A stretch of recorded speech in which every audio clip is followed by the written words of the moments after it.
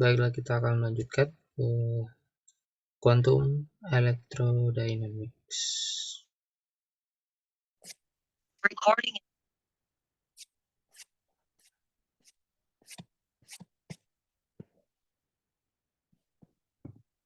Oke, kita lanjutkan di bab terakhir, quantum electrodynamic. Ya, sebelumnya kemarin yang Q&A saya baru ingat yang soal nomor terakhir kita bahas itu saya lupa mengeflip momentumnya ketika mengintegralkan delta Dirac. Nanti kalau itu di flip yang bisa nol tanpa harus jadi benar yang P mu sigma mu itu harusnya memang P 0 plus ya, plus P I sigma I. Jadi bukan minus. Jadi di sini plus, tapi harusnya momentumnya itu di flip karena integralnya itu mengubah Q menjadi minus P. Ya, begitu. Oke. Kita lanjut. In this section, we finally get to quantum electrodynamics, the theory of light interacting with charged matter. Our path to quantization will be as before. We start with the free theory of the electromagnetic field and see how the quantum theory gives rise to a photon with two polarization states. We then describe how to couple the photon to fermions and to bosons.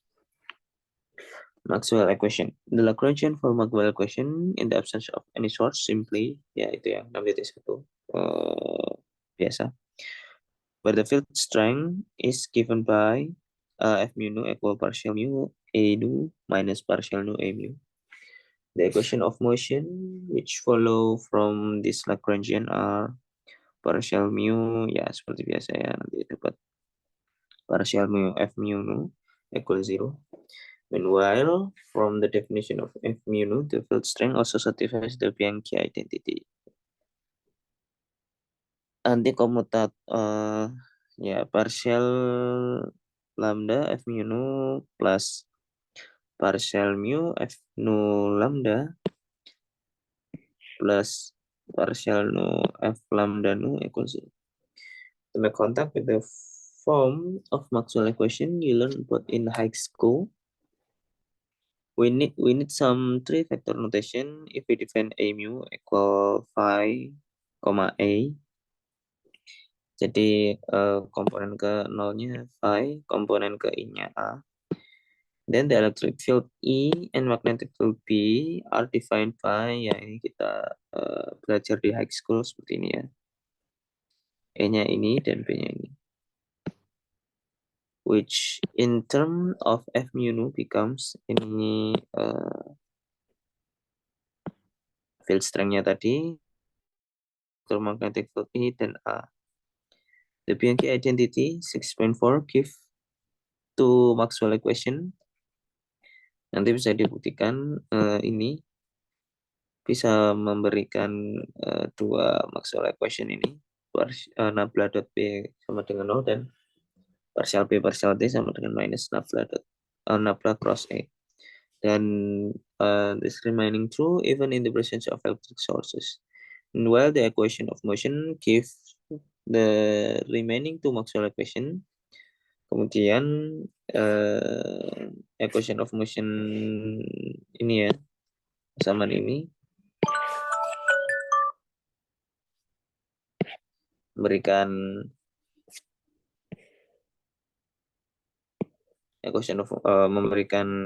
persamaan Maxwell yang ini ya. As we will see shortly, in the presence of charged matter, this can pick up extra term on the right hand side ya. Kalau ada source, nanti mengikuti seperti persamaan Maxwell yang juga kalau ada source seperti apa. Oke. Kita lanjut ke gauge symmetry. The massless vector field A mu has 4 components, which would naively seems to tell that the gauge field has 4 degrees of freedom, yet we know that the photon has only 2 degrees of freedom, which we call its polarization states. How are we going to resolve this discrepancy? Jadi mu itu punya 4 komponen. Dan ya berarti seharusnya gauge field-nya itu punya 4 degree of freedom. Jadi fotonnya harusnya punya 4 degree of freedom karena mu punya 4 degree of freedom. Nah, tapi kita tahu bahwa foton itu hanya punya 2 degree of freedom yang kita sebut sebagai polarization states. Bagaimana caranya untuk mengurangi 4 degree of freedom ini menjadi 2? Now, there are two related comments which we will ensure that quantizing the gauge field mu gives rise to 2 degree of freedom rather than 4. The first, field A0 has no kinetic term A0 dot in the Lagrangian. It is not dynamical. This means that if we are given some initial data AI and AI dot at time t0, then the field A0 is fully determined by the equation of motion nabla dot A equals 0, which expanding out reaches this. This has the solution, ya, solusi dari persamaan 6.9 ini ya. So A0 is not independent. We don't get to specify A0 in the initial time slice. It looks like we have only 3 degrees of freedom in mu rather than 4, but this is still one too many. Jadi A0 itu nggak dynamical ya, karena nggak ada suku ini. Kalau kita lihat di sini kan seperti ini ya bentuknya.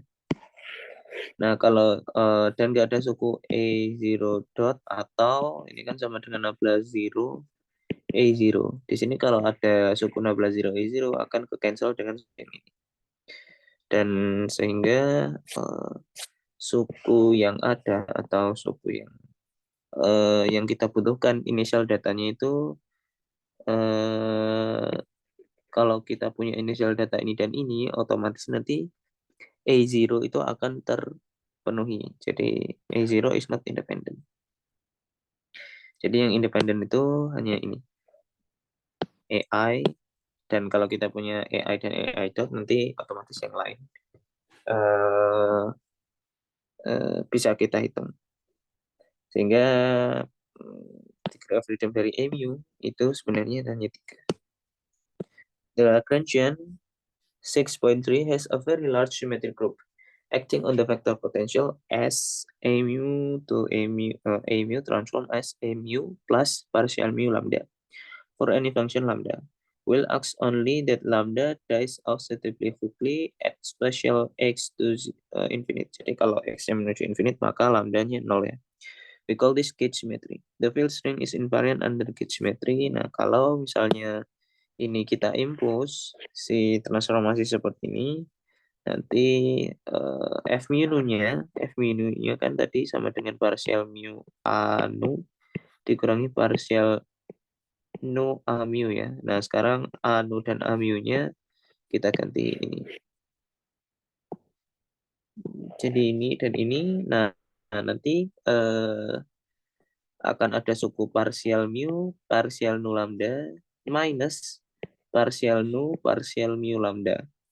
Dan itu akan cancel sehingga ini akan sama dengan partial mu A nu dikurangi partial nu A mu. Jadi sama saja dan sama saja F mu. Jadi field strength-nya itu invariant under gauge symmetry. So what are we to make this? We have a theory with infinite number of symmetry, one for each function lambda. Previously, we only encountered symmetries with the same at all points in spacetime. For example, psi to EI psi, EI alpha psi for a complex scalar field. Another theorem told us that this symmetry gave rise to conservation law.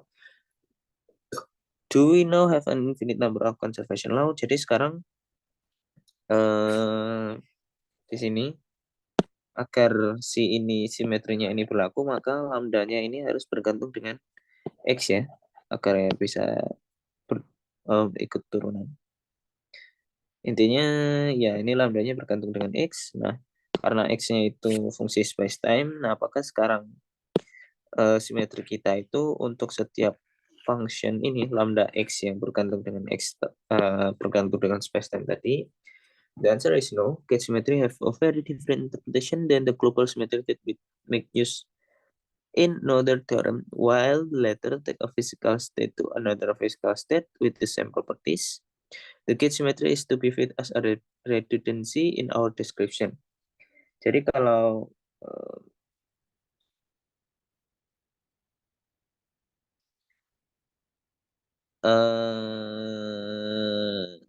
simetri di global symmetry di another theorem itu take physical state to another physical state.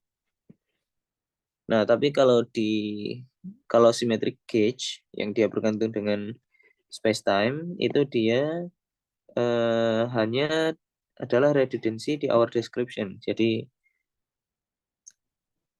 ya seperti itu. That is, two state related by a gauge symmetry are to be identified. They are the same physical state. Jadi kalau state yang dia itu setelah kita transformasi gauge itu dia state-nya itu sebenarnya identified.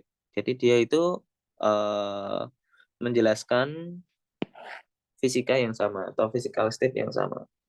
There is small caveat to this statement which is explained in section 6.31. One way to see this interpretation is necessary is to notice that the Maxwell's equations are not sufficient to specify the evolution of A mu. The equation read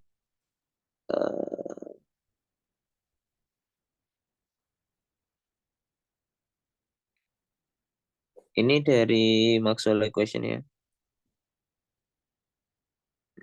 One way to see this interpretation is necessary is to notice that Maxwell equations are not sufficient to specify the evolution of mu. The equation read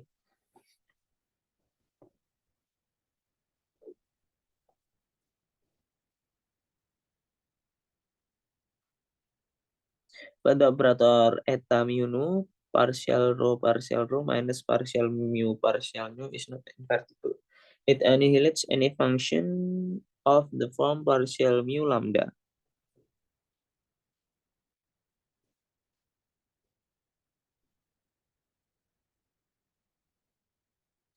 This means that given any initial data, we have no way to uniquely determine mu at later time, since we cannot distinguish between mu and mu plus partial mu lambda. This will be problematic if we talk as mu is a physical object. However, if we are happy to identify mu and mu plus partial mu lambda as corresponding to the same physical state, then our problem disappear. Bentar.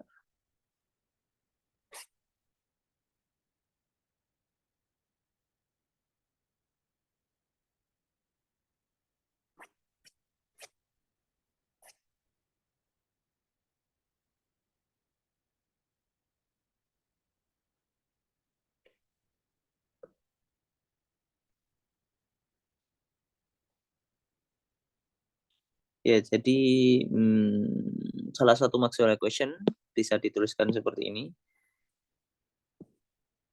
Nah, kemudian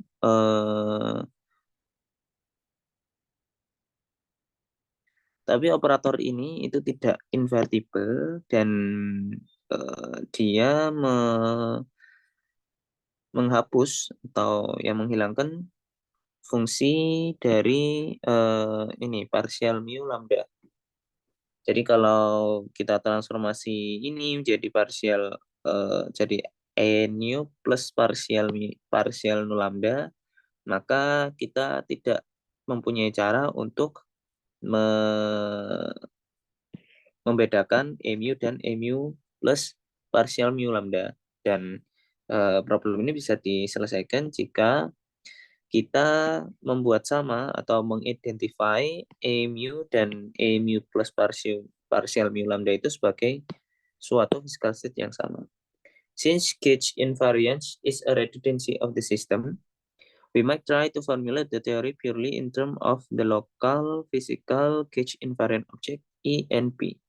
This is fine for free classical theory. Maxwell equation where after all first written in the term ENP, but it is not possible to describe certain quantum phenomena, such as a Aharonov-Bohm effect, without using the gauge potential. We'll see shortly that we also require the gauge potential to describe classically charged fluids. To describe nature, it appears that we have to introduce quantities A mu that we can never measure. The picture that emerged for the theory of electromagnetism is of an enlarged phase space foliated by gauge orbit as shown in the figure. Jadi intinya ini adalah physical state yang identik ya. Jadi garis ini bisa kita pandang sebagai E mu plus partial mu A. Jadi ini semua kelas-kelas ekuivalen dari physical states. Dan ketika kita memilih suatu gauge tertentu atau gauge fixing, ketika kita mengimpose atau ya memilih suatu cara untuk meng-gauge fixing, berarti kita itu sama saja dengan memilih dari semua kelas-kelas ekuivalen dari physical state tadi itu mana yang kita pilih untuk deskripsi kita. All state that lie along a given line can be reached by a gauge transformation and are identified. To make progress, we pick a representative from each gauge orbit. It doesn't matter which representative we pick. After all, they are physically equivalent. But we should make sure that we pick a good gauge in which we cut orbits. Ya, jadi seperti yang tadi saya bilang ya, semua untuk solid line-nya ini merepresentasikan suatu kelas ekuivalen dari physical state, dan gauge fixing itu sama saja kita mengambil representasi dari masing-masing kelas ekuivalen dari physical state tadi. Different representation configurations of physical state are called different gauges. There are many possibilities, some of which will be more useful in different situations. Picking a gauge is rather like picking coordinates that are adapted to a particular problem. Moreover, different gauges often reveal slightly different aspect of problem. Here we look at two different gauges. Jadi ada dua gauge fixing. Yang pertama Lorentz gauge, partial mu A mu equal 0. To see that we can always pick a representation configuration satisfying A mu partial mu A mu equal 0. Suppose that we are handed a gauge with A mu prime satisfying partial mu A prime mu equal fx. Then we choose A mu equal A mu prime plus partial mu lambda, where partial mu lambda equal A minus f. This equation always has a solution. In fact, this condition doesn't pick a unique representation from the gauge orbit. We are always free to make further gauge transformation with partial mu lambda equals 0, which also has non-trivial solution. As the name suggests, the Lorentz gauge has the advantage that it is Lorentz invariant.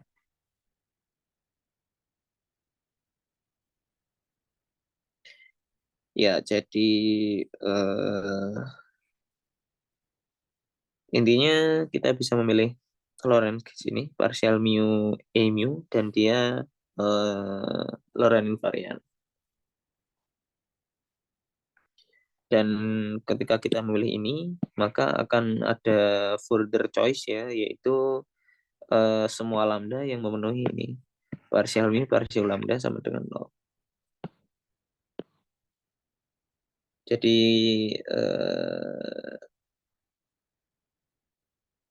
seperti itu. Named after Lorentz, who had a misfortune to be one letter away from greatness. Ya, ini Lorentz ya. Sebenarnya named after Lorentz, who had the misfortune to be one letter away from greatness. Kalau nggak salah emang Lorentz nggak pakai T yang membuat Lorentz gauge.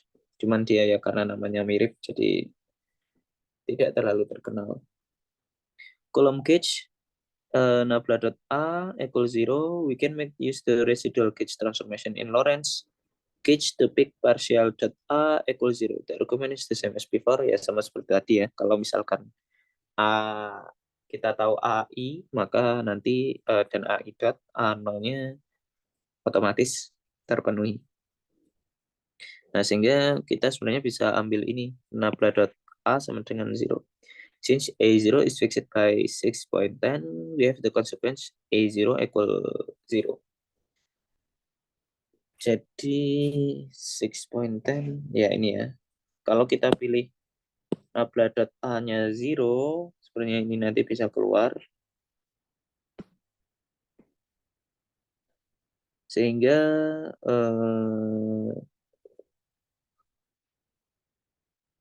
ya A0-nya 0.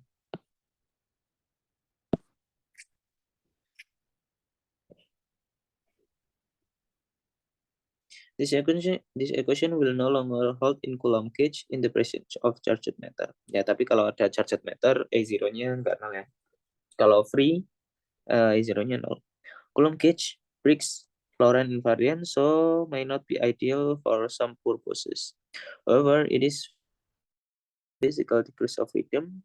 The three component A satisfy a single constraint A partial that A, leaving behind just 2 degree of freedom. Nah, sekarang kalau tadi seperti yang dibilang, kita awalnya punya 4 komponen, mu itu punya 4 komponen, tapi karena tadi dari equation of motion, bukan dari definisi F mu nu, itu A0 itu bisa terfikskan dengan persamaan 6.10 sehingga 4 ini berubah menjadi 3.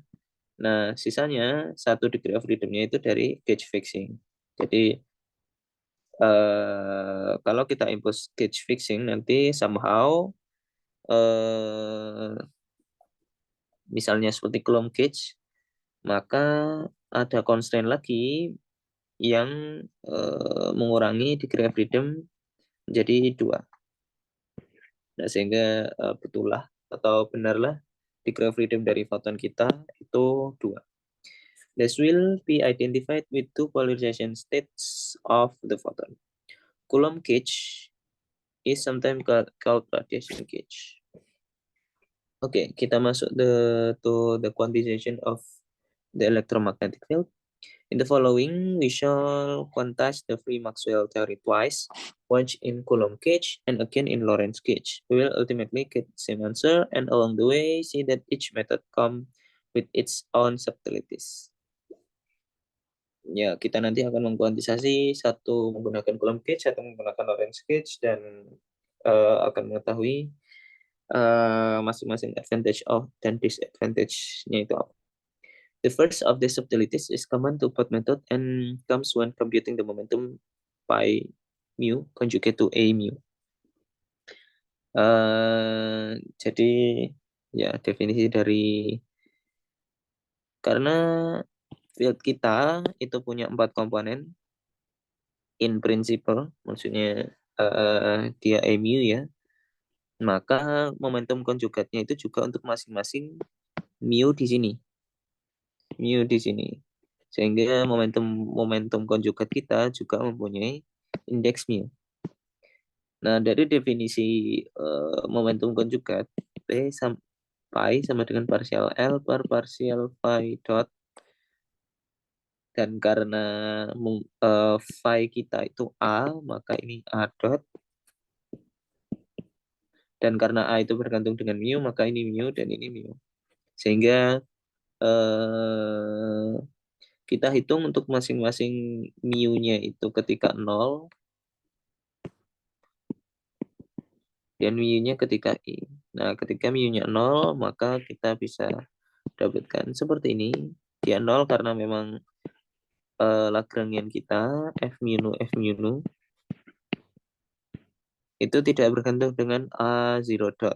Yang sudah kita buktikan tadi ya, yang kalau F mu nu itu didefinisikan sebagai partial mu A nu dikurangi partial nu A mu, dan tidak ada suku partial 0 A0 di sini.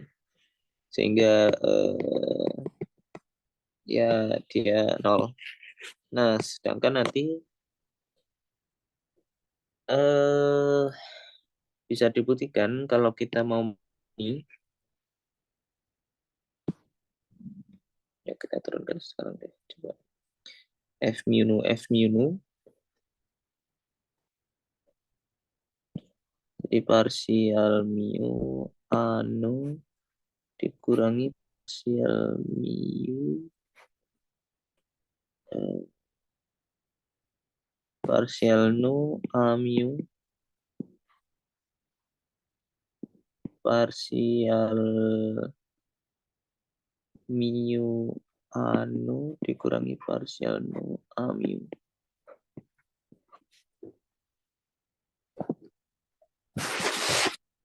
Kalau kita turunkan terhadap parsial 0 AI, itu hasilnya apa?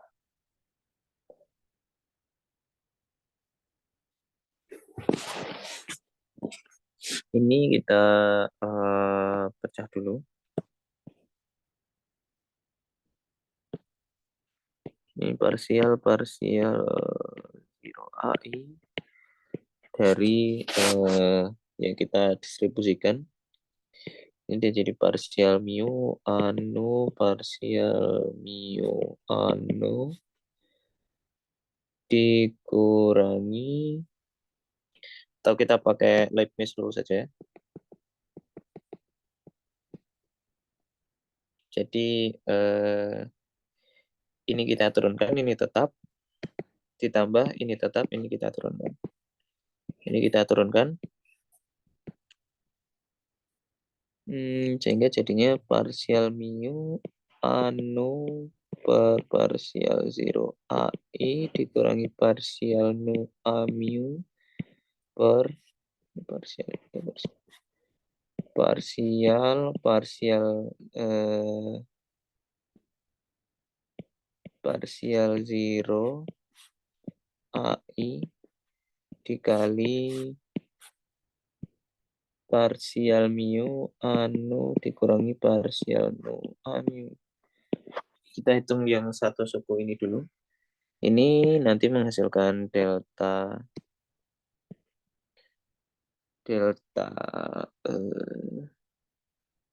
mu 0 delta I nu, ya karena ini hanya berlaku ketika ini ya. Jadi ini jadi delta dikurangi delta nu 0 delta I mu dikali parsial mu anu dikurangi parsial nu A mu. Dan kalau kita masukkan, dia jadinya adalah ini kena ini dan ini kena itu. Parsial 0 AI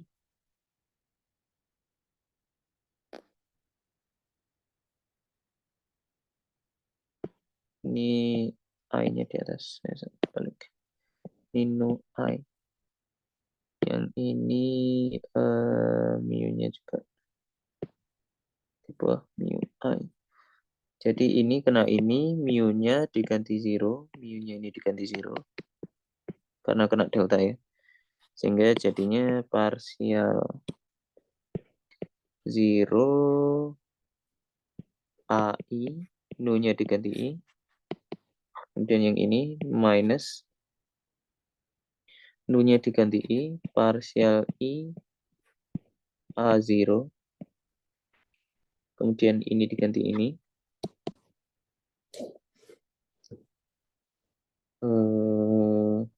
Dikurangi, nu-nya diganti 0, mu-nya diganti I, parsial I A0 plus parsial 0 AI.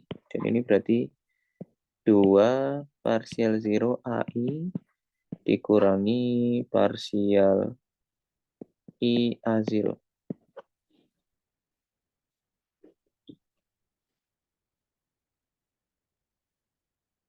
Nah, dan L-nya itu minus 1/4 ya. Ini minus seperempat. Lupa tadi. Ini minus seperempat. Dan kita tadi belum menghitung suku yang ini tetap dan ini diturunkan. Ya nanti dicoba sendiri, nanti bisa dibuktikan bahwa hasilnya sama kayak ini. Sehingga totalnya itu minus seperempat ini plus 2 partial 0 AI minus partial I A0. Ini didapat dari Leibniz rule ya, yang suku yang belum kita hitung tadi. Kalau kita hitung, ini 2 plus 2, 4 ya. 4-nya nanti coret sama ini. Dan partial 0 AI minus partial I A0 ini F0I. Sehingga hasilnya adalah minus F0I. Seperti ini.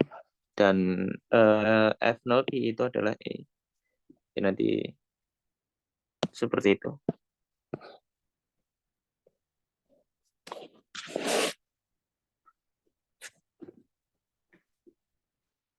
So the momentum pi 0 conjugate to A0 vanish. This is the mathematical consequence of the statement we made before. A0 is not dynamical field.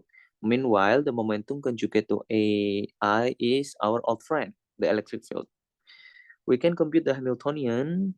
Ya, seperti biasa, Hamiltoniannya adalah pi mu A mu dot ya. Kan Hamiltonian itu pi mu phi dot mu dikurangi L. Tapi karena field kita itu electromagnetic field dan bagian A0 dotnya itu 0 sehingga kita hanya left atau cuman bagian yang space saja tinggalnya. Nah, kemudian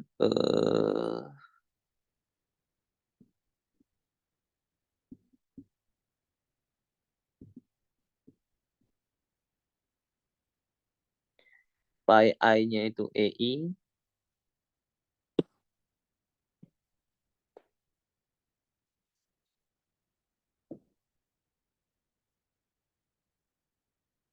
dan ini Lagrangiannya itu harusnya jadi ini kalau saya tidak lupa dan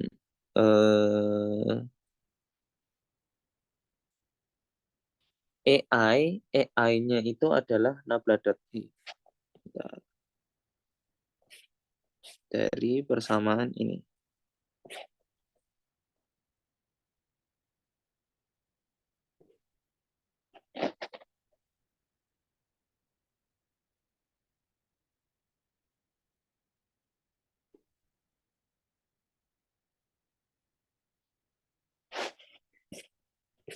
Tadi kan kita punya y e pi I ai dot ya, dan ai dot itu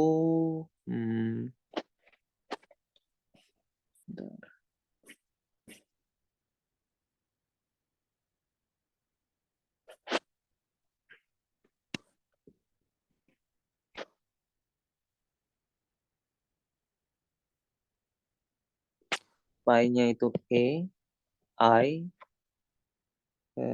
saya tadi mau bilang AI-nya itu adalah ini.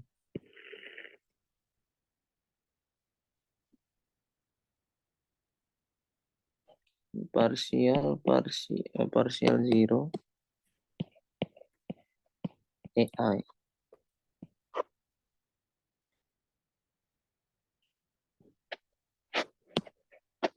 Ya, atau saya lupa ini. F-nya itu kalau di expand apakah benar ini saja atau ada tambahan. Tapi intinya nanti bisa dibuktikan kalau ini sama dengan ini ya. Coba cek dulu.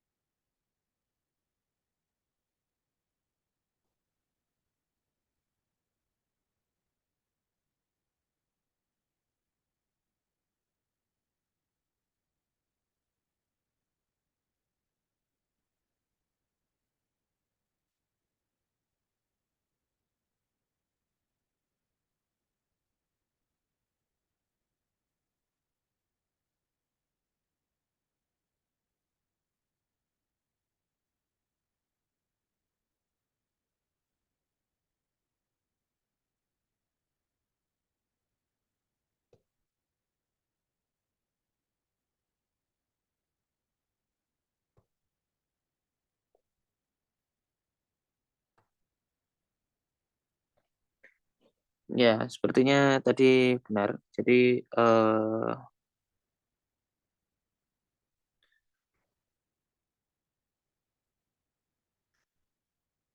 nanti kalau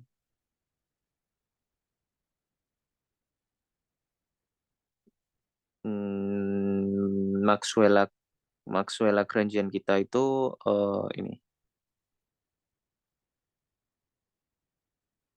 Dan nanti Hamiltoniannya bisa dibuktikan bahwa dia sama dengan setengah E kuadrat plus B kuadrat plus EI partial phi I per partial phi E dot nabla phi. Dan tadi kita udah buktikan bahwa nabla phi atau ini itu juga sama dengan ini ya, phi dot nabla E. Bisa dibalik. Itu kan phi dot phi nabla dot E. Dan phi itu A0. Oh, ini minus ya. Ya, tapi intinya tinggal dimasukkan saja. Si F mu dan seterusnya. So, A0 act as a Lagrange multiplier which impose Gauss law. Jadi A0 ini bisa kita anggap sebagai Lagrange multiplier dan dia kayak mengconstrain Gauss law ini ya, which is now a constraint on the system which A are the physical degrees of freedom. Let's now see how to treat the system using different gauge fixing condition. Coulomb gauge. In Coulomb gauge, the equation of motion for A is partial mu A equals 0. Jadi di Coulomb gauge kalau kita pakai ini nabla dot A sama dengan 0, equation motion yang awalnya ditunjukkan oleh persamaan 6.3 itu nanti bisa jadi itu tadi.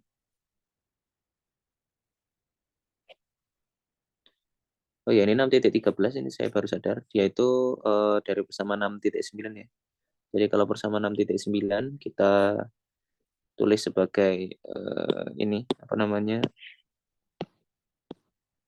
komponen seperti itu, dia jadinya itu tadi.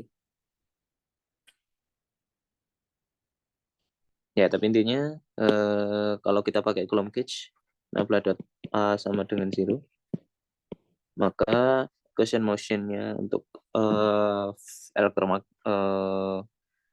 potential field kita E itu sama dengan itu. Dan bisa kita selesaikan dengan cara biasa, hasilnya ini. Ya, menggunakan Fourier transform atau apapun.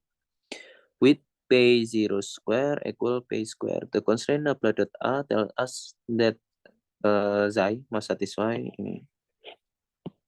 Xi dot P sama dengan 0. Jadi tinggal ini dimasukkan ke sini saja, maka kita punya ini.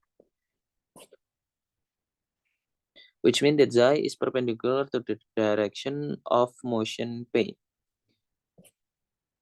Ya, itu Xi dot P sama dengan 0 ya. Jadi Xi itu perpendicular dari direction of motion P. We can pick Xi to be linear combination of two orthonormal vector karena P itu vektor 3 dan perpendicular dari vektor dengan degree of freedom 3 itu mesti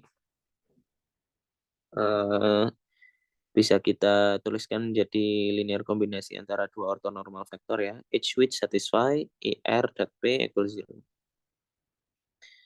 Dan ER.ES sama dengan delta RS. These two vector correspond to two polarization state of the photon. Dan ini berkorespondensi dua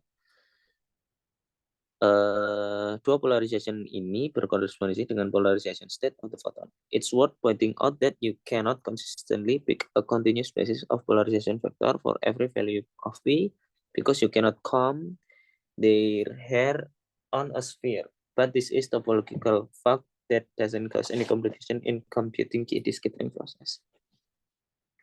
To quantize, we turn the Poisson bracket into commutator. Naively, we would write ini ya.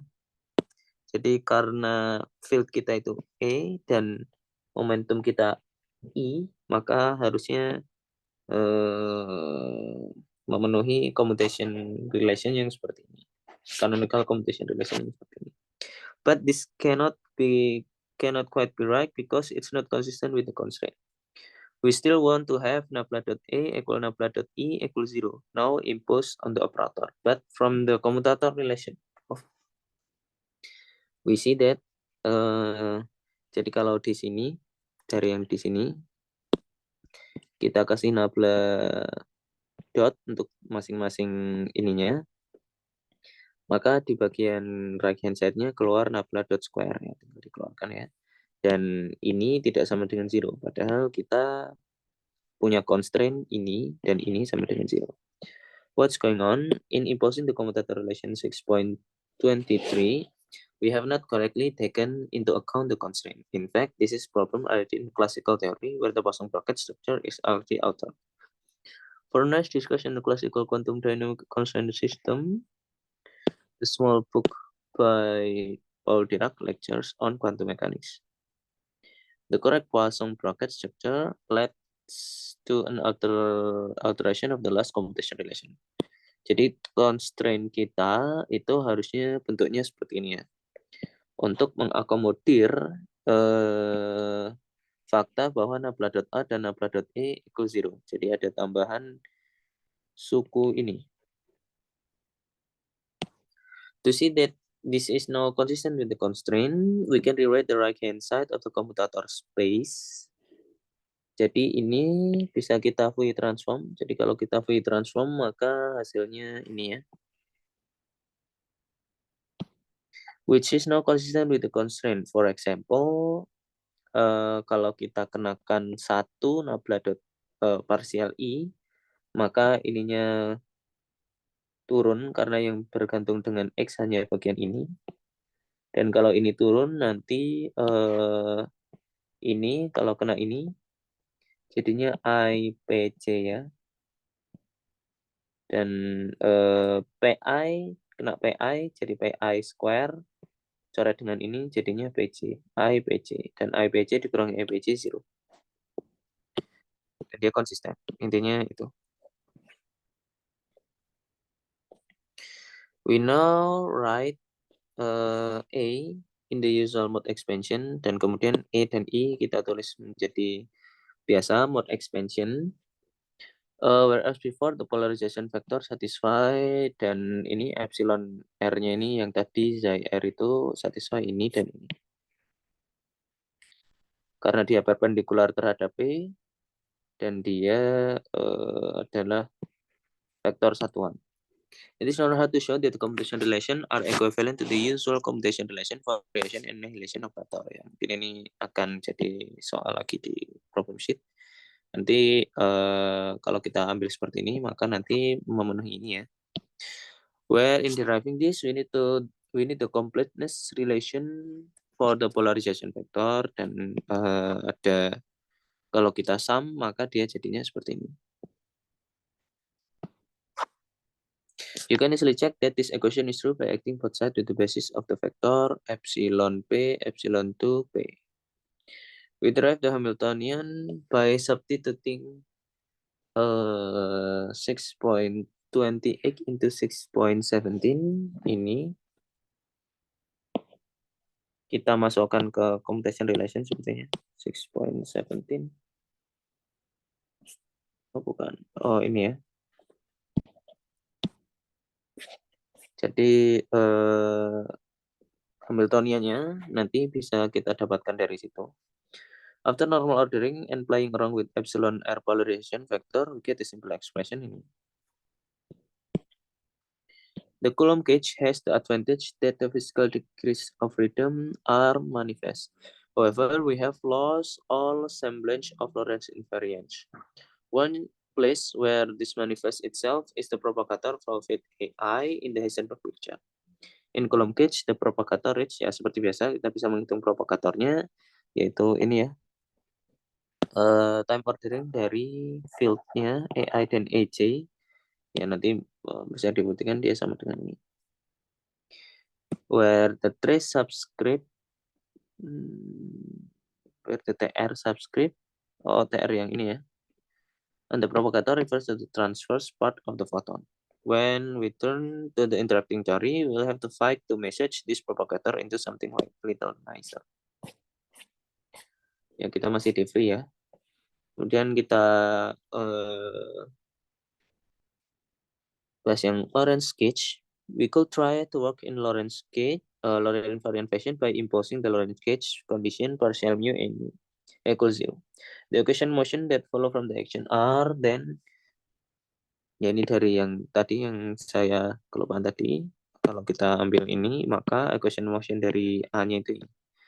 Our approach to implementing Lorentz gauge will be little different from the method we use in Coulomb gauge, which is the change the theory so that 6.34 arises directly through the equation of motion.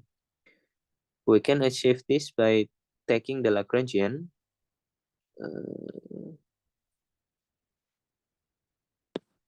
jadi Lagrangian kita sekarang jadi ini ya. Dan karena partial mu E mu-nya itu kita milih Lorentz gauge-nya ini 0, sehingga sebenarnya nggak merubah Lagrangian-nya. The equation of motion coming from this action are, jadi equation motion-nya nanti ketambahan suku ini, dan kalau ini diambil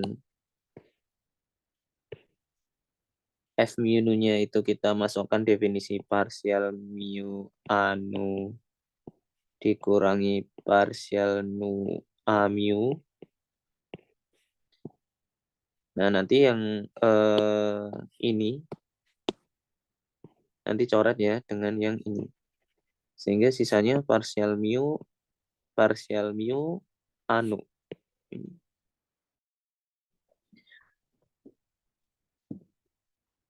In fact, we could be a little more general than this and consider the Lagrangian. Ya, kita juga bisa ngasih alpha di sini ya, karena tadi ini itu di akhir kita juga impose kalau itu sama dengan 0. With arbitrary alpha and reach similar conclusion.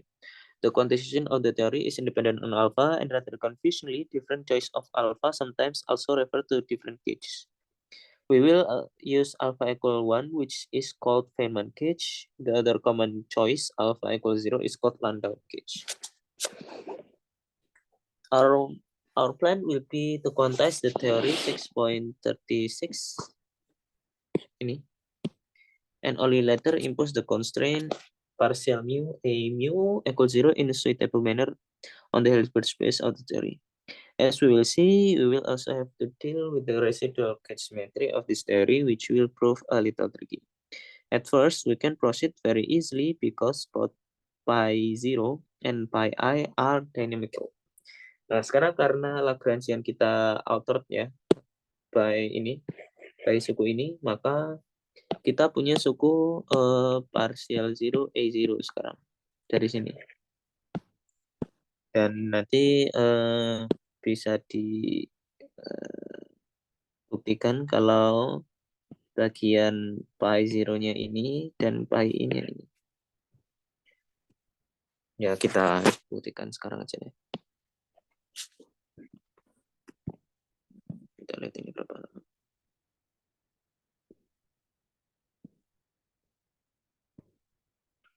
Satu 149.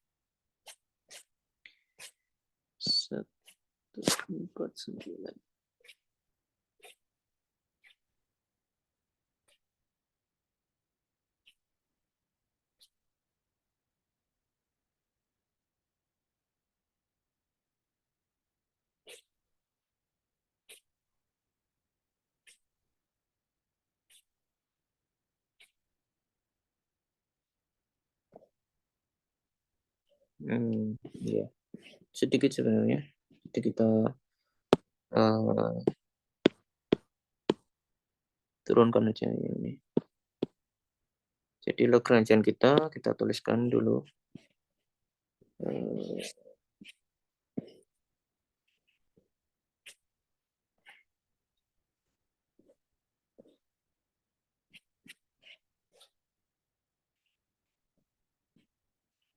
Minus seperempat F mu nu setengah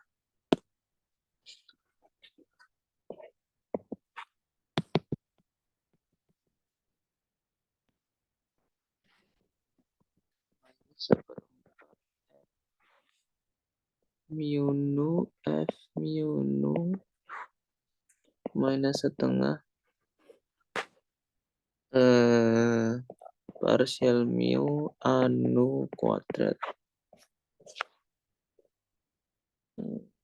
Menghitung ininya. Pi 0 itu equal partial L per partial A0 dot.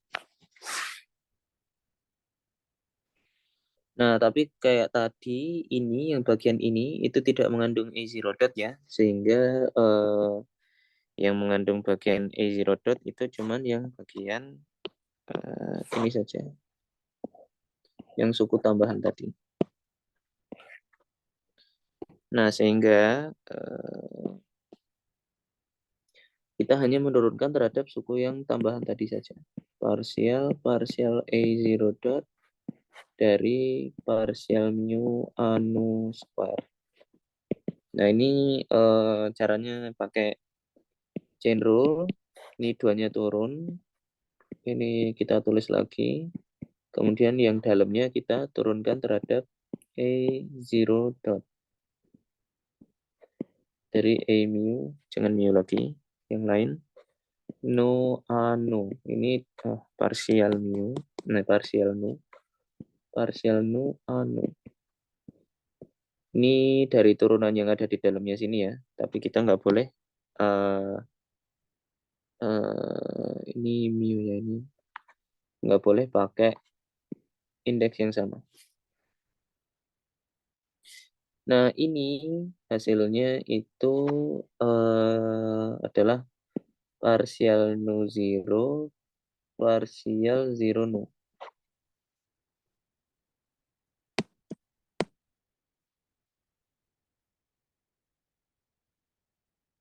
Partial 0 nu.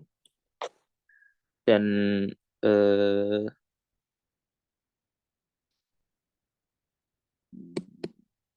partial 0 nu. Dan partial ini, partial 0 nu, partial nu 0 ini sama dengan partial 0 ya. Dan partial 0 itu sama dengan 1. Nah, ini duanya coret sehingga minus partial mu A mu. Ya, jadilah ini.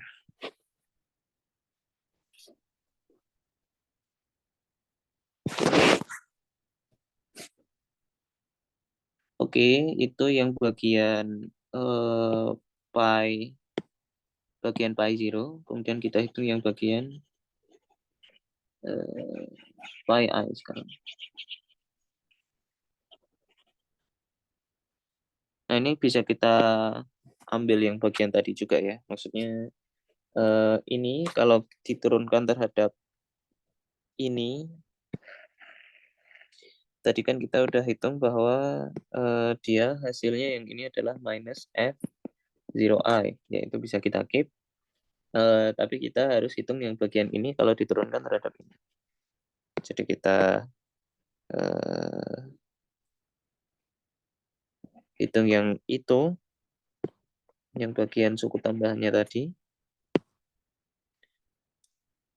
Jadi kita hitung minus setengah partial A dot I masuk ke partial mu A mu kuadrat. Nah, ini berarti sama dengan minus setengah 2 partial mu A mu turunan yang ada di dalamnya. A dot I partial nu anu. Dan ini turunan yang ini hasilnya adalah delta nu I delta nu 0 karena ini bagian yang ini dot ya, dan kemudian yang bagian A-nya ini I dan nu ya, I dan nu, delta I nu.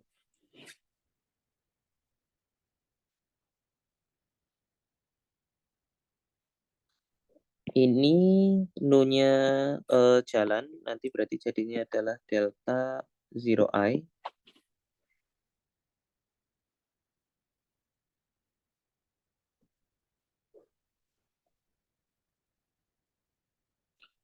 Sehingga ini duanya coret, menjadi partial mu A mu delta 0i.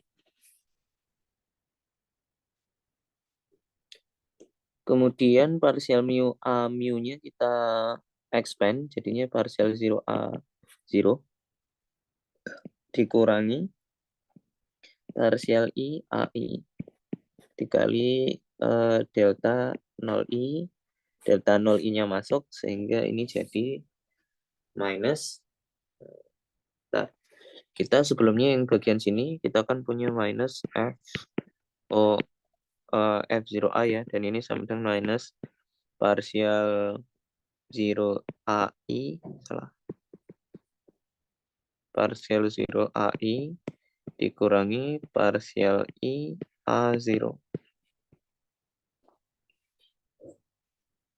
Atau berarti sama dengan yang ini positif, berarti partial I A0 ditambah, dikurangi partial 0 AI. Nah, ini dikurangi dengan ini 0-nya kena ini,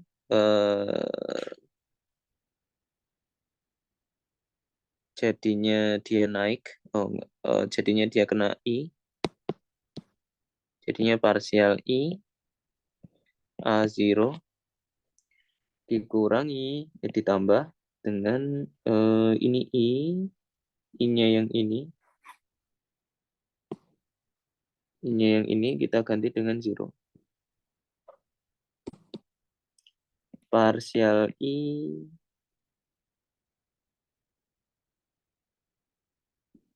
A0. Wait, jadinya 0.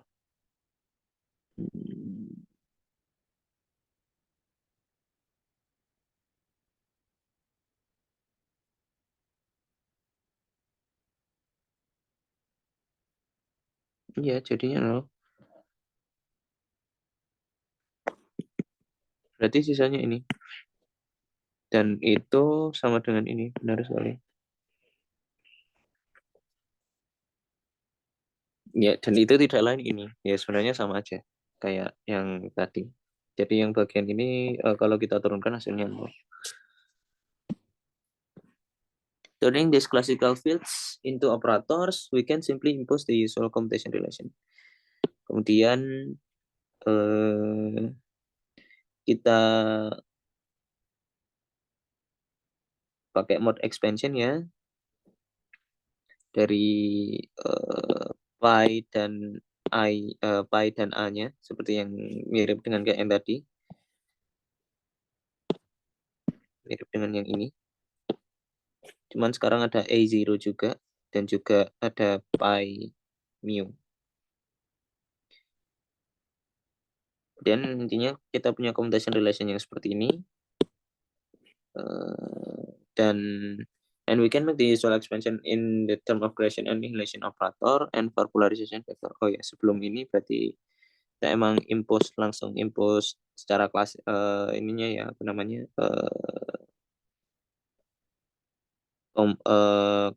canonical commutation relation, dan kemudian kita mode expansion dari I dan pi mu-nya seperti ini. Note that the momentum pi mu comes with factor plus I rather than the familiar minus I. That we have seen so far, that we trace it to the fact that the momentum 6.38 for the classical fig takes the form pi mu equal minus a dot mu plus blah blah blah. Okay. In the sample picture, it becomes clear that this decision to plus I in the definition of the momentum. Jadi ya sebenarnya pi yang bagian ini bisa kita hitung dari mu-nya kita turunkan terhadap waktu ya. Ininya kita turunkan terhadap waktu. In the sample, okay. There are no 4 polarization vector a lambda instead of 2 polarization 3 vector that we made in Coulomb cage. Of this 4 vector, we pick epsilon 0 to be time-like, while epsilon 1 to 3 to be space-like. We pick the normalization. Nah, kalau di Lorentz cage, kita punya normalization yang seperti ini, which also means ini sama dengan ini. The polarization vector depend on the photon for momentum P equal P dot P of the two space-like polarization. We'll choose epsilon 1 and epsilon 2 to lie transverse to the momentum. Epsilon 1 dot P equal epsilon 2 dot P equals 0. The third vector epsilon 3 is the longitudinal polarization. For example, if the momentum lies along the x3 direction, so P1001, then itu polarization vector kita. For the other four momenta, the polarization vector are the appropriate Lorentz transformation of this vector. Since 6.43 are Lorentz invariant. We do our usual trick and translate the weight commutation relation into the creation annihilation operator. Ya, kemudian kita cari atau ganti commutation relationnya untuk jadi annihilation dan creation operator ya, dan nanti bisa dibuktikan kalau dia hasilnya seperti ini. Untuk Lorentz cage. The minus sign here are ought to say at least. Minus sign dari ininya.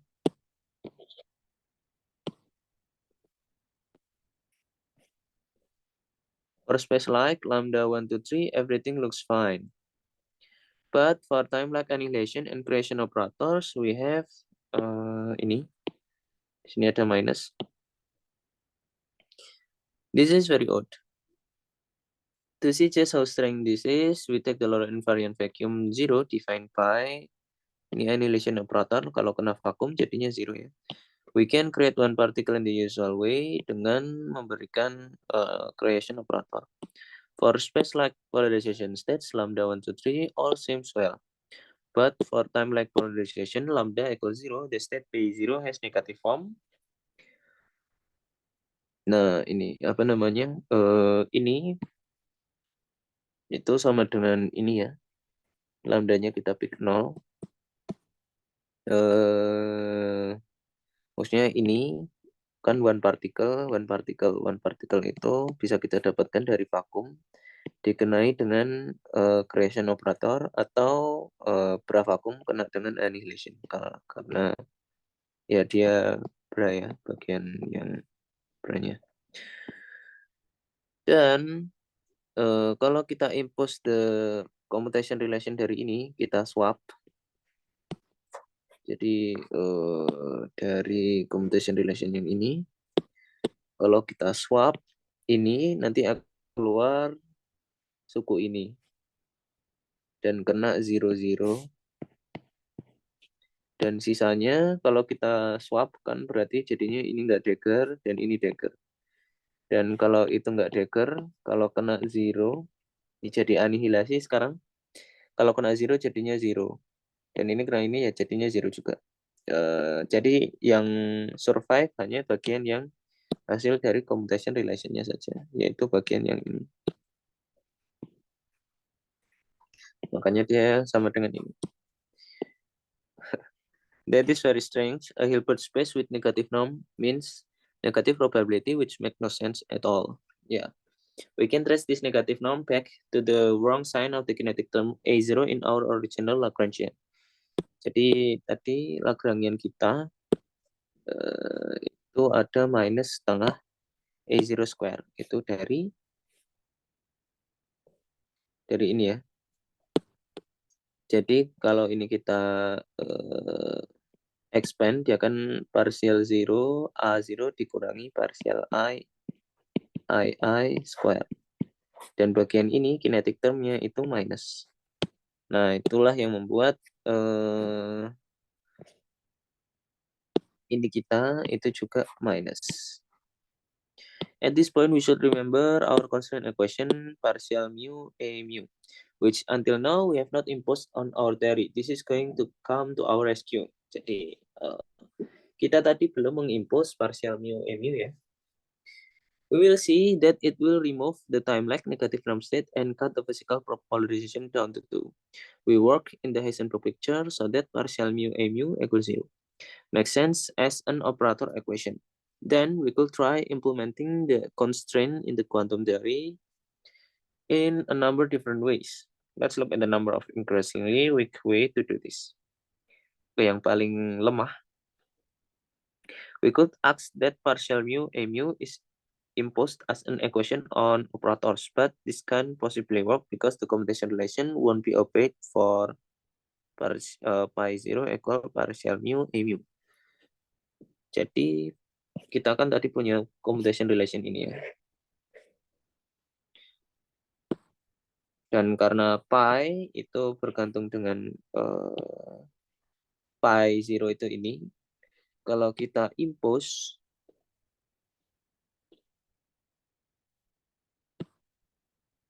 kalau kita impose partial mu a mu-nya 0, nanti commutation relation-nya nggak jalan.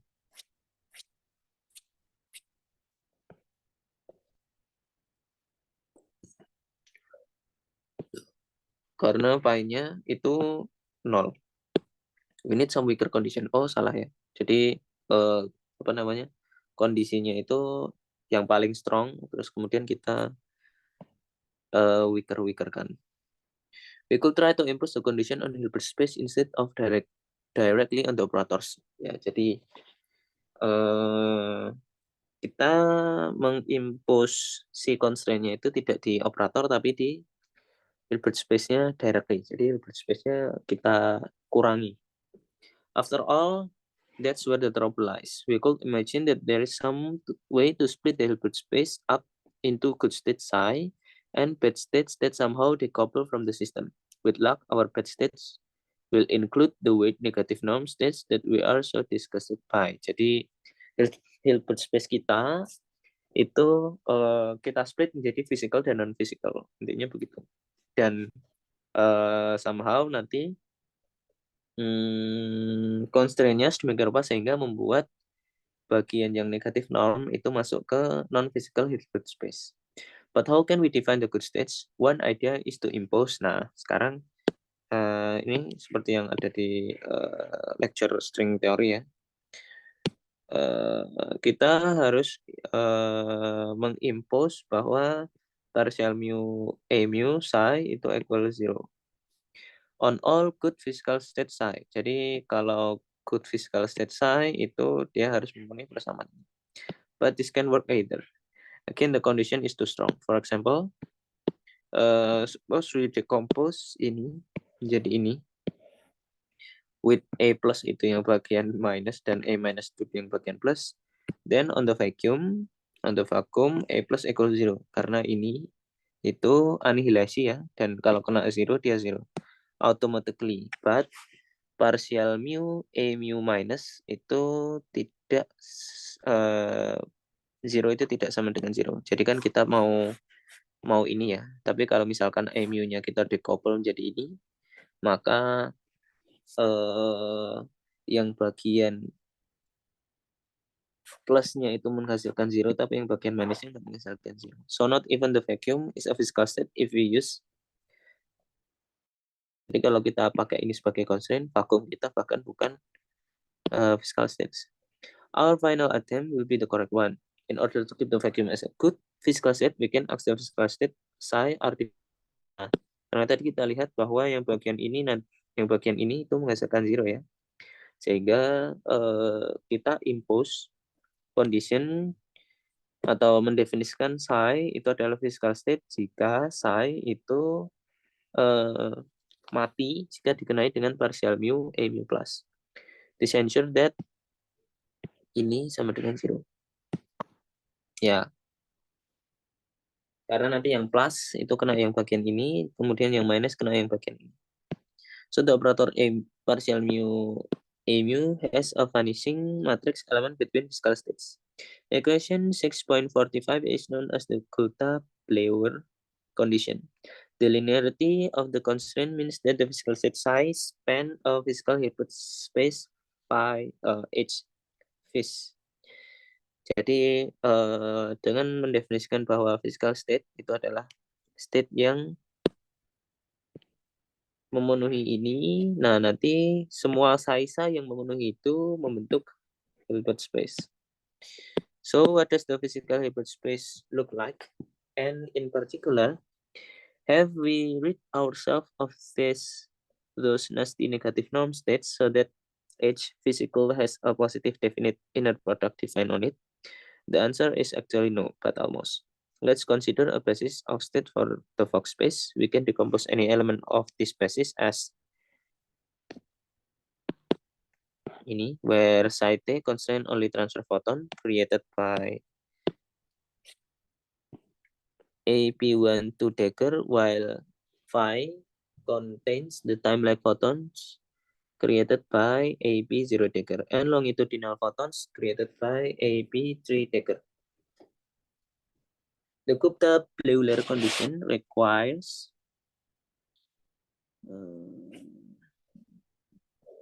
jadi phi-nya itu jadi psi transverse dikali phi, di mana psi transverse itu dihasilkan dari ini, while phi contains time-like photon created by ini and longitudinal photon created by ini. Bentar, psi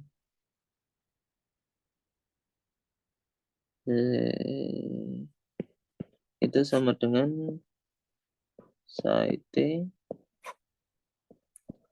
phi. Dan psi t itu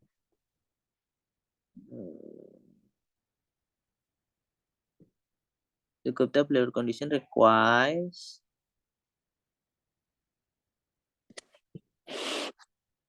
ini karena phi itu created by ini ya A0 Dagger dan A3 Dagger, sehingga kalau phi-nya itu teranihilasi oleh bagian yang enggak Dagger, maka dia hasilnya 0. This means that the physical states must contain combination of time-like and longitudinal photons.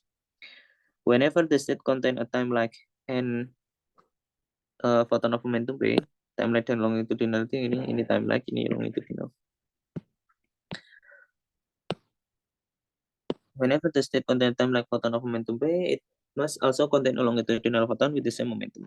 In general, phi will be a linear combination of state phi n containing n pairs of time-like and longitudinal photon, which we can write phi equal sigma n equals 0 to infinity Cn phi n, where phi 0 equal vacuum is simply a vacuum. It's not hard to show that although the condition 6.55 does indeed decouple the negative norm state, all the remaining states involving time-like and longitudinal photon have zero norm. This means that the inner product on H physical is positive semi-definite, which is an improvement. But we still need to deal with all the zero norm states. The way we cope with the zero norm states is to treat them as gauge equivalent to the vacuum. Two states that differ only in their time-like and longitudinal photon content phi n with n greater than 1 are said to be physically equivalent. We can think of the gauge symmetry of the classical theory as descending to the Hilbert space of the quantum theory. Of course, we cannot just stipulate that two states are physically identical unless they give the same expectation value for all physical observable. Jadi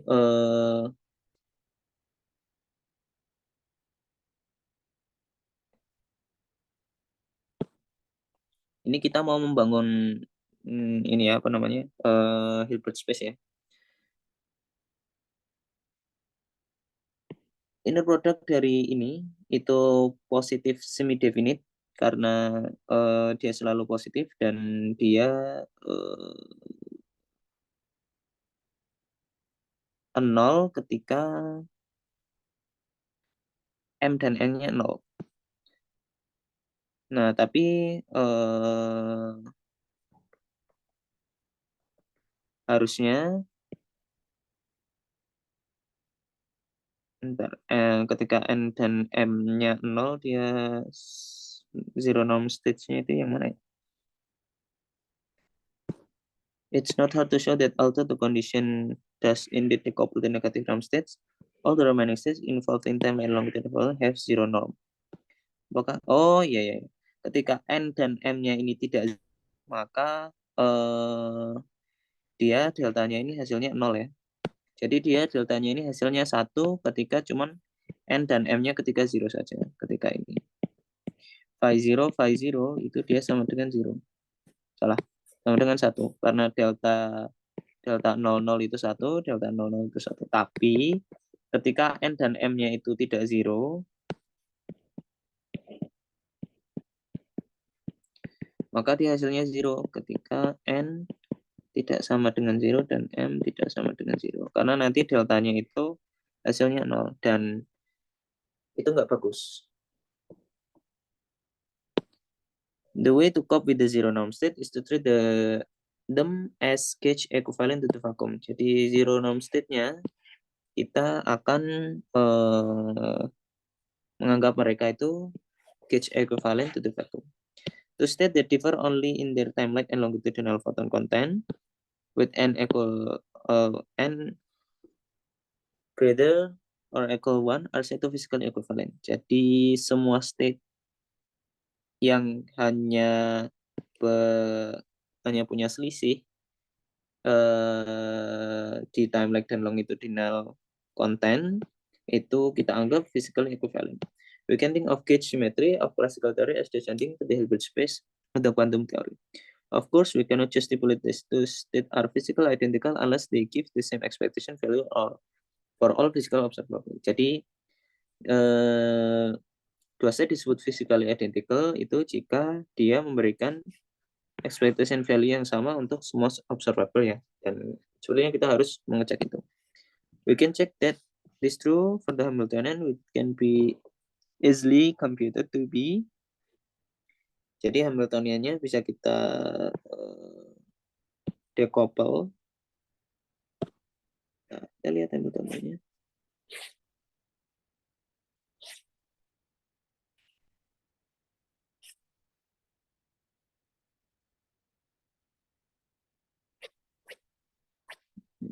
Sepertinya harus dari ini ya, mendefinisikan Hamiltonian. Dari H equal pi mu pi dot mu minus L. Ya, dari sini nanti bisa dapat ini.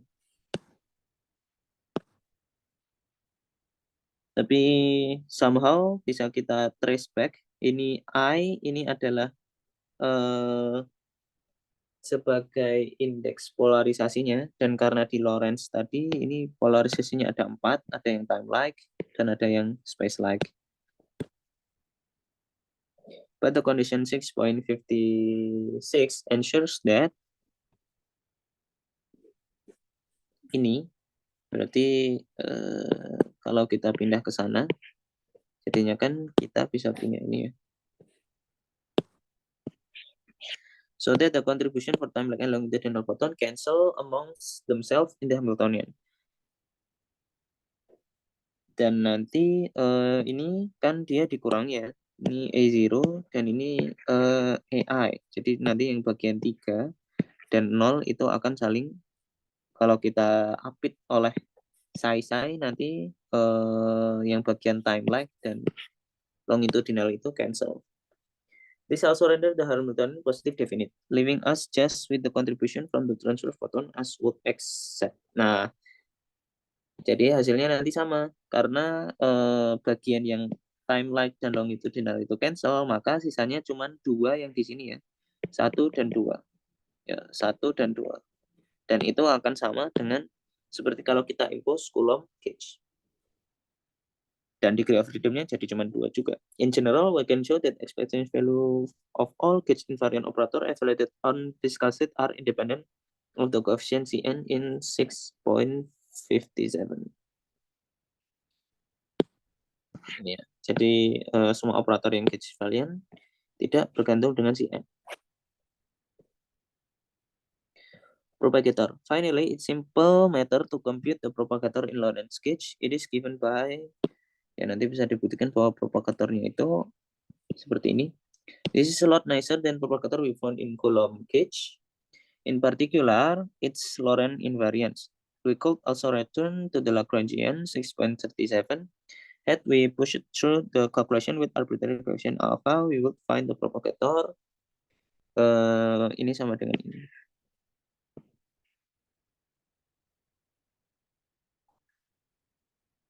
Kalau kita beri dia alfa ya.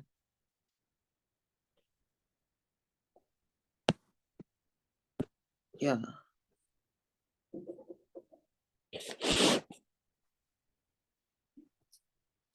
Sebentar. Saya cek soalnya dulu.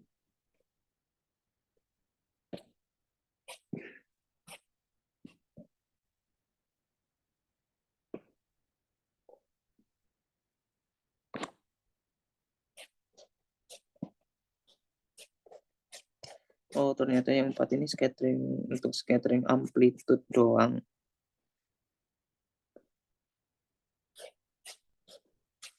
Ya, GID-nya mesti scattering amplitude lah.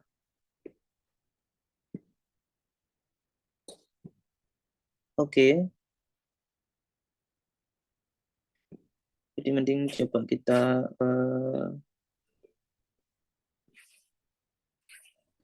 turunkan aja yang belum diturunkan di sini.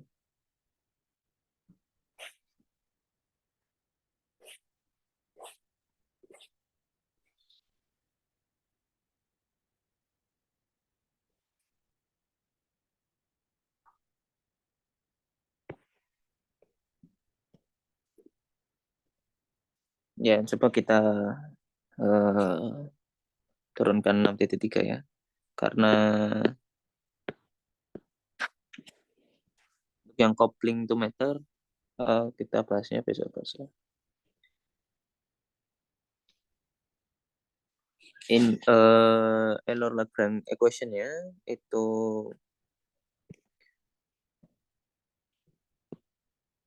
partial mu partial L per partial mu anu dikurangi partial L per partial A mu ya, sama dengan 0. Nah, tapi Lagrangiannya ini nggak ada dependen dengan mu saja. Dia mesti dependennya dengan F, di mana F ini itu selalu isinya adalah partial mu A mu atau partial mu anu.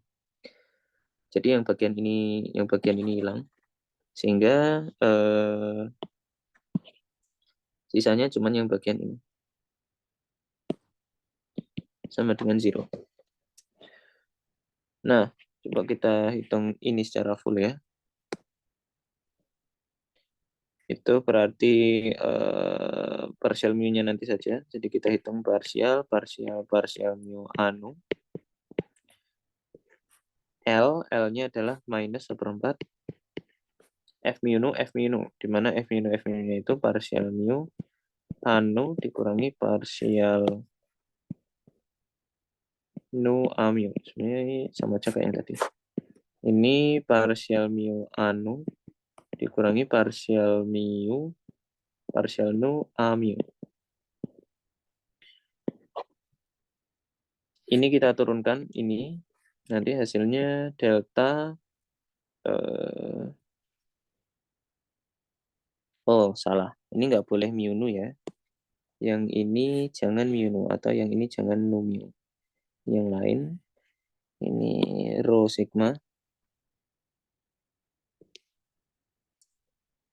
Jadinya delta mu rho AA delta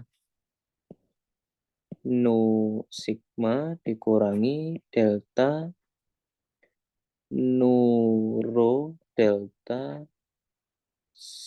mu sigma dikali partial mu anu dikurangi partial nu a mu. Ini yang bagian kalau ini kita turunkan. Sekarang yang ini kita turunkan, yang ini tetap.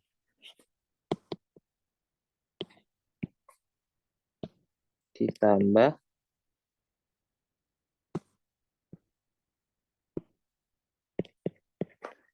partial mu anu dikurangi partial nu a mu. Ini kita turunkan. Jadinya delta rho mu delta sigma nu dikurangi delta rho nu delta sigma mu. Dan ini sama dengan ini masuk ke sini dan ke sini.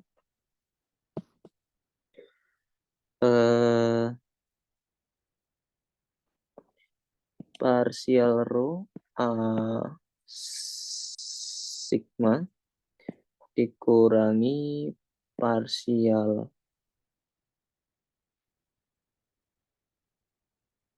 nu-nya kena sigma a rho. Kemudian ini kena ini kena ini. Dikurangi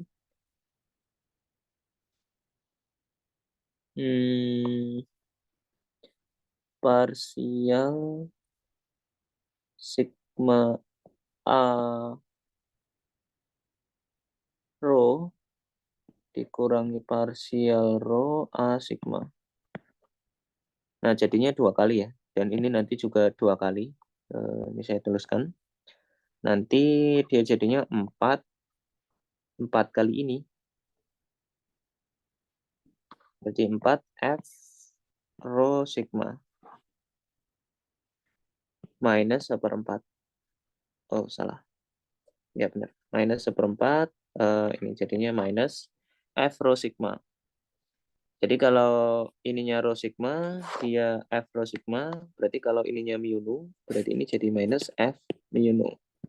Kalau kita kenakan partial mu, berarti jadi minus partial mu F mu nu equal 0. Jadilah ini.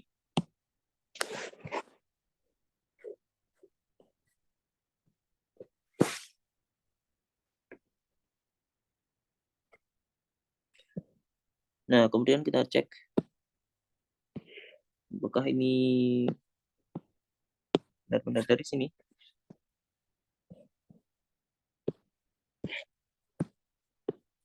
Coba kita tuliskan dulu.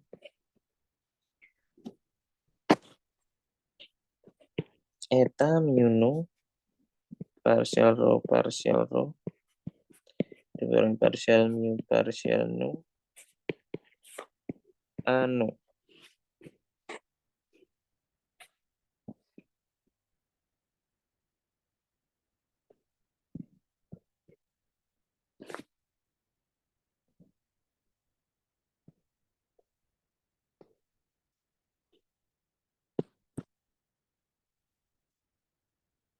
Kalau kita kenakan sini, dia nanti jadinya partial rho a mu bawah ya. Dikurangi ini kalau kena ini, jadinya partial mu partial nu anu. Sama dengan 0. Ini kalau kita expand, berarti dia hasilnya partial 0 partial 0 a mu dikurangi partial i a mu.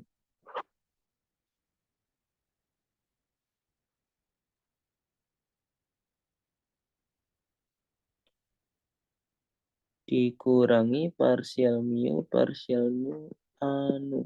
equal 0.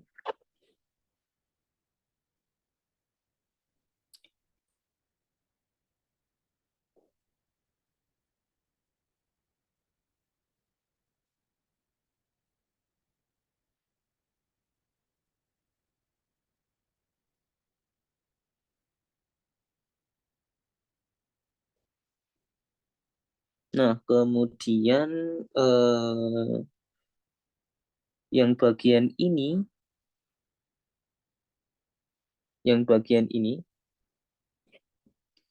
ini mu-nya harus kita spesify sih.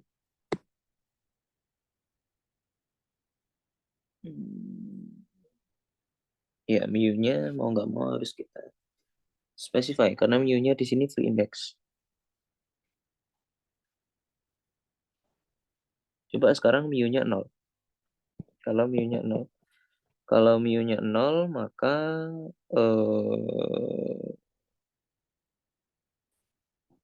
ini jadinya 0, jadinya parsial 0, parsial 0 A 0 dikurangi parsial I A mu A 0 dikurangi parsial 0, parsial nu A 0 sama dengan 0. Jadi kalau dia 0,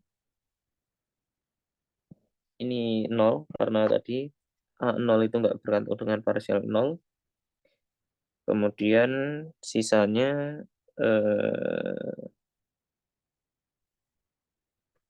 ini bisa kita tukar. Oh salah. Ini nggak 0 ya, karena ini nu.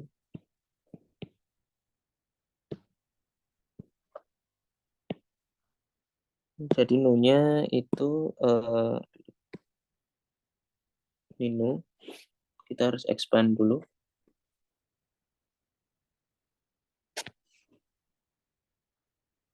Jadi sisanya minus ini jadi nabla square dot nabla square A0 dikurangi ini kita expand jadi parsial 0 A0 dan ini hilang ditambah parsial 0 parsial I AI equal 0. Dan ini sama dengan nabla dot parsial A per parsial T sama dengan 0. Parsial square A0. Ya, kita minus.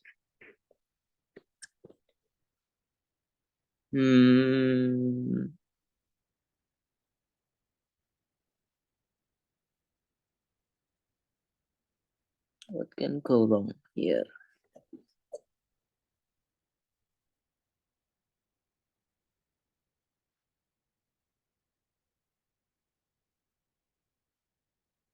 Ini dapat dari mana? Ini minus. Ini dapat dari ini.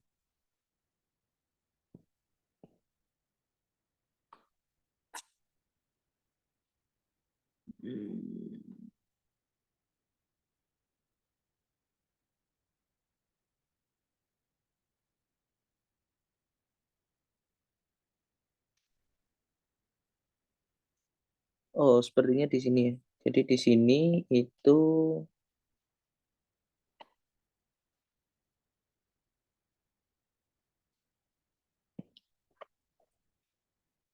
kalau nggak salah atau yang di sini. Saya lupa, tapi kalau nggak salah parsial mu itu parsial T atau minus parsial T, koma nabla. Pokoknya ada yang minus di situ sehingga ya tergantung konvensinya sih. Sehingga ini harusnya memang plus sepertinya. Atau yang bagian sini minus gitu. Jadi karena kalau nggak salah sih yang ini sih.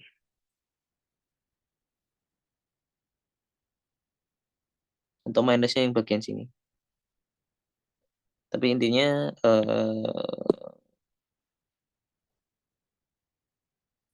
Persamaan 6.13 itu memang berasal dari persamaan 6.9.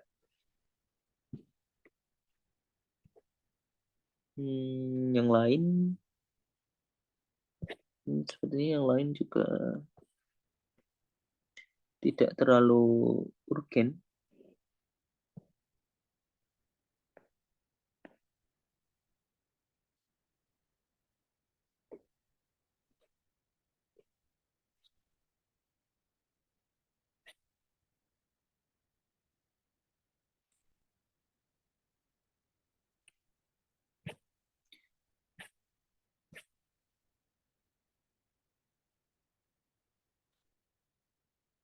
Ya, tapi intinya untuk yang bagian free field ini kita mulai dengan Lagrangian yang free dari source. Kemudian gauge symmetry dari Lagrangian ini nanti somehow mengurangi degree of freedom yang awalnya 4, dia jadi 3 karena E0-nya itu tidak dynamic. Kemudian dikurangi lagi dari gauge symmetry. Dan apa itu gauge symmetry? Gauge symmetry itu seperti jadi mu dan mu plus nabla parsial mu lambda itu kita tidak bisa membedakannya, sehingga kita menganggap mereka itu physical object yang sama. Dan ini mu dan mu plus parsial mu lambda itu digambarkan solid line yang ini.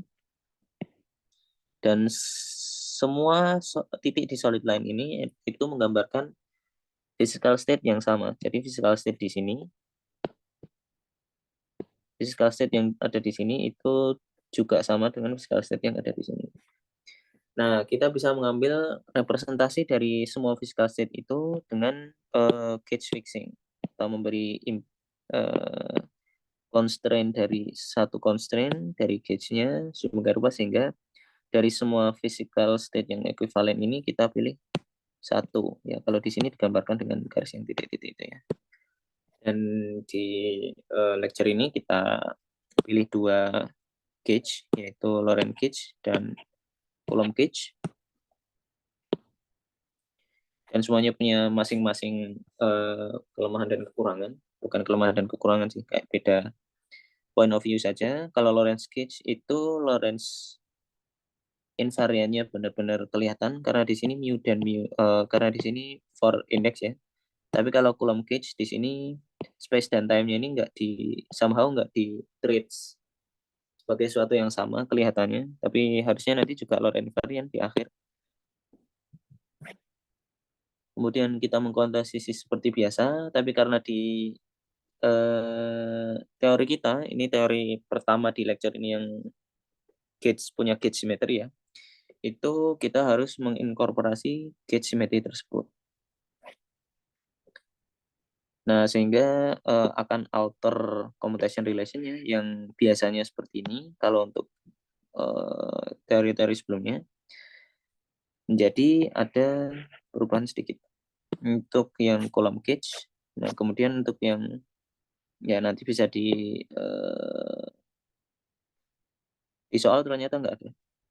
Tapi ya nggak susah kok. Maksudnya kalau dari ini nanti bisa jadi ini. Kemudian propagatornya bisa dihitung.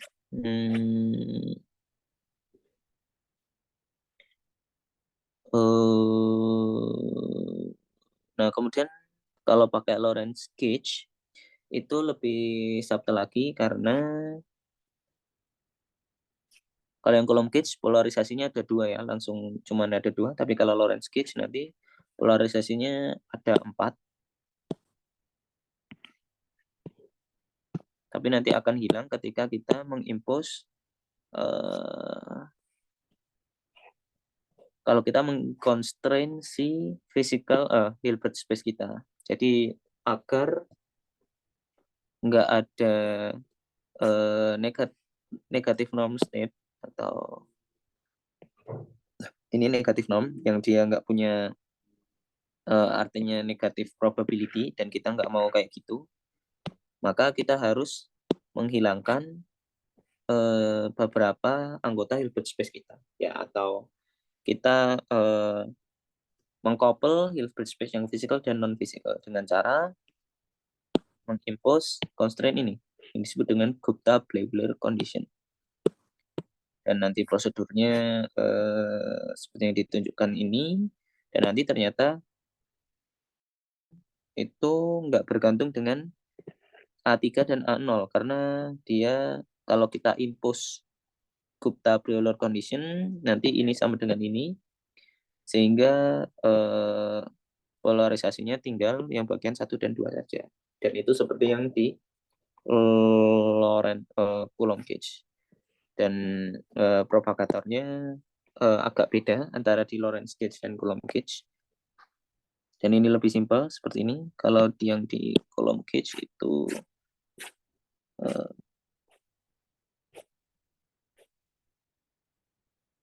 ya dia ada ininya, bagian ininya. Sedangkan kalau di Lorentz gauge dia cuma eta mu saja.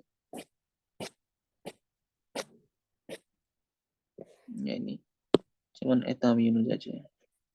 Tapi kalau misalkan kita di Lagrangianya, di Lagrangian di Lorentz gauge kita tambahin dengan suatu suku ya, dan sukunya itu sebenarnya nanti kalau kita impose Lorentz gauge-nya dia sukunya hilang, dan di sukunya bisa kita tambahin alfa, seperdua alfa, alfanya terserah, dan nanti membuat propagator kita berubah menjadi seperti ini. Oke. Untuk yang free